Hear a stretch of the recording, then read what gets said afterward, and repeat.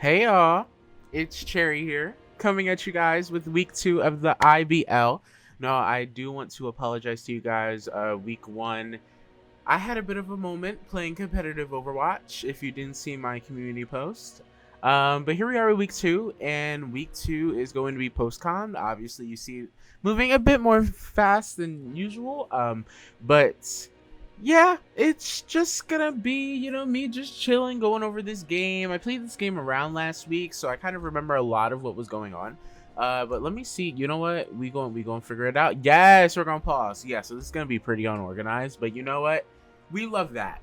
Anyway, so looking at my opponent's team, they have a Heatran, an Iron Valiant, a Masquerada, a Mew, a Morpeko, and a Slowbro.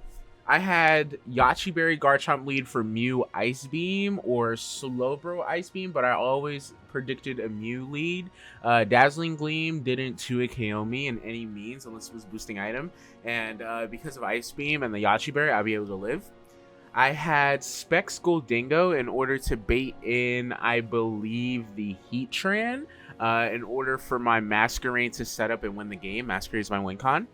I had Scarf Infernape for safe measure, gets more Peko and things like that. Nothing really too crazy there. I had Fizz Def Wheezing, or I think I was mixed defensive Wheezing. I had some sort of complicated spread. If I remember, I'll put it on the screen. But yeah, my issue with Wheezing was, I remember. So Enamorus was supposed to come to this game.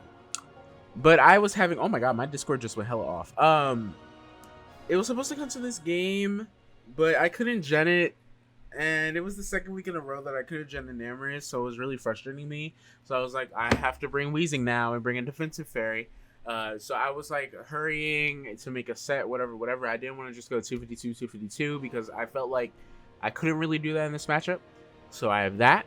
The problem with Wheezing is it invites in Heatran, which kind of helps, sort of, but also kind of doesn't help because I need Wheezing in order to check the Morpeko, Masquerada, and potential Iron Valiant all at once. And Booster Energy Calm Mind or Booster Energy Swords Dance is very, very possible for Valiant, which is what I was expecting.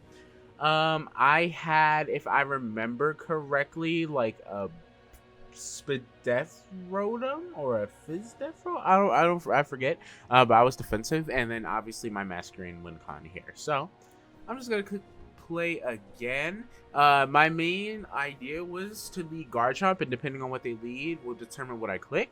I 100% expected Mew to lead. If Slowbro were to lead, then I feel like I would have to pivot into Goldingo every time. However, I definitely didn't expect Mew to potentially lead here.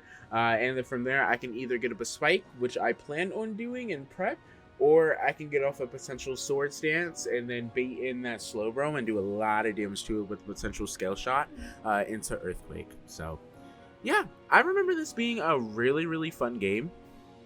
Really, really fun game. Very, very close. They did decide to lead Mew, which I kind of thought would be the case.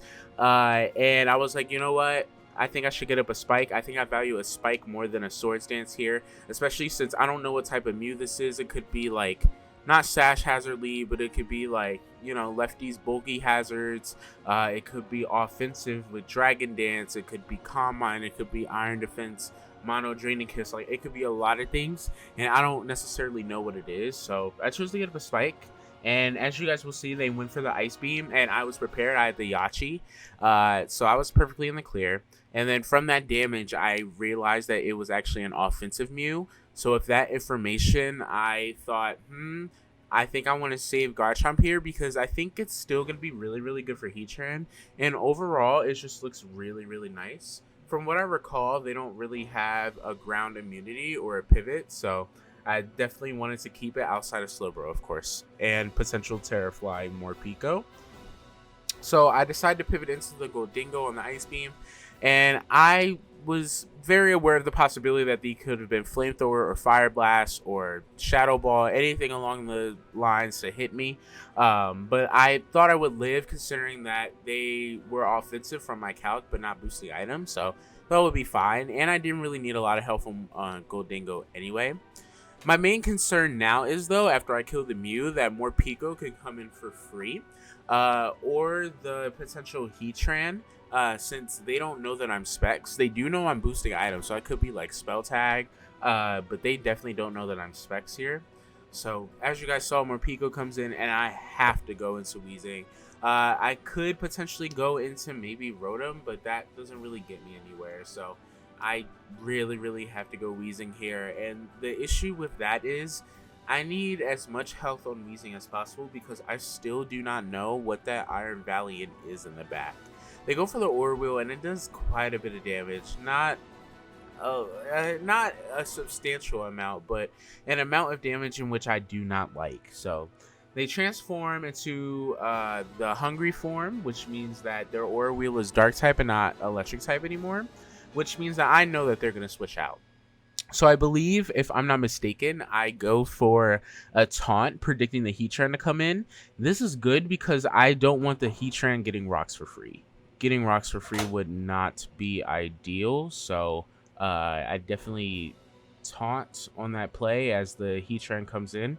Definitely respecting that. And then I believe from there, I make the hard pivot into the Garchomp. Because the worst they can do is click Flash Cannon. And anything that isn't Flash Cannon, I'm not worried about at all. Yep, so Garchomp comes in, and they go for Magma Storm, and they miss, which is unfortunate, but it wouldn't have done a lot of damage necessarily to me, which is fine. I go for the Swords Dance here because I know that they're going to switch into Slowbro, and I wanted to really pressure.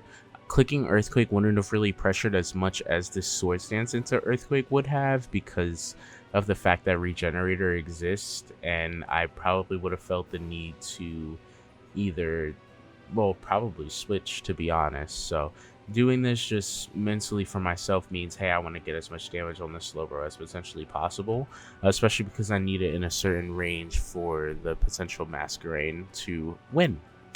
But with that, now that Garchomp's dead, I pivot into the Goldingo, if I remember correctly, only because I really want to, or do I go Infernape? I don't remember this play specifically, but I think it's either Infernape here or Goldingo, because I really want to pressure that Heatran in the back. Yeah, I definitely think I go Goldingo here. Infernape, I don't know about that. Yeah, I mean, yeah, this is great. See, Postcom's nice because now I can start to understand what I'm really doing. I don't agree with that U-turn. I think going Goldingo was always the play because if they pivot Meow, then they're taking half from, they're taking half from a Shadow Ball, so I'm not too worried about it. See, now I take damage on Infernape for no reason and pivot into Goldingo when I could have literally did that a turn ago. Yeah, that was literally pointless. But it's all good. I can Shadow Ball for free. Power Gem, that's interesting. Why do I Power Gem? Maybe to try and respect the Masquerain? And the issue with clicking Power Gem here is it invites in Valiant. Yeah, I was predicting Heatran, or maybe I was predicting Heatran? I mean, Shadow Ball was still the no-brainer. I don't know. I think here I sack, like, all the time. And I think they let it go because this, now that I'm clicking Power Gem, is a setup opportunity for the Iron Valiant to come in, which is why I said that I disagree with this play, because it just nets me in a really bad situation, because at this point I know that Valiant's coming in this following turn if they give Heatran to me here, or if they just make a sack in general. And then that may be a problem, because if they're like, I don't know if they're Calm Mind or Swords Dance. If they're Calm Mind, then that's going to be a really big issue for Weezing in general. If they are Swords Dance, then it's not as big of an issue, but it's still an extremely big issue. But yeah, Valiant comes in. We know Booster Energy is going to happen. My only play here is to pivot hard into Wheezing. I think I took quite a bit of time to think about this because I'm like, they're definitely set up. And if I stay in with Goldingo, I lose the game hard.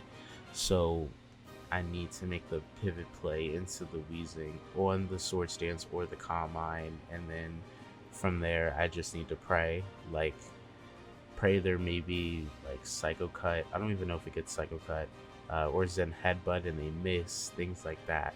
I needed RG to go into my favor here because Power Gymming was just not a good play. It was not a good play, and it just gave Iron Valiant the opening it needed to Sword Dance. They go for the Zen and I live on 2. I don't remember if that's a roll. It might have been. But if it was and we won it, then hallelujah Jesus. But from there, now that Valiant's gone, yeah, the only things that are left are Masquerain, Slowbro, and Morpeko. The only thing left for me to identify before I win with Masquerain is figuring out what Terra typing this Morpeko is. And Swinthun gives me this information now, which is amazing. And we find out it's actually Terra Flying. So I'm like, okay. With that being said, I'm going to need to land a Hurricane or I'm going to need to chip this. And I didn't really want to rely on a 70% chance to land a move in order for me to win the game. So I went Infernape just to pressure them into thinking I'm Scarf. In reality, I am Scarf. But I wanted them to really respect it. They don't know, but definitely really wanted them to respect that and also give my Masquerain an opportunity to set up, which is what it needed. And then, long story short, eventually I managed to get in a nice position with the Masquerain and set up a Quiver Dance on the knockoff from the free switch-in with Intimidate, which lowers the attack set by 1 from the Masquerain. And then it still came down to the fact that I need to land a Hurricane. Landing a Hurricane. I never, ever, I hate relying on that. I hate it so bad because Hurricane is Hurricane. I think what I had in the back was Rotom as well as Infernape. So even if Masquerain missed here, I can still go into the Rotom and Thunderbolt twice, and I would be perfectly fine. But it's all about the Masquerain that counts, and Masquerain really, really did the thing. So yeah, that is IBL Week 2. We get a win. Hallelujah. We're 1-1. We're kind of trending through, take it one battle at a time. And yeah. So with that being said, I will see all of you for Week 3.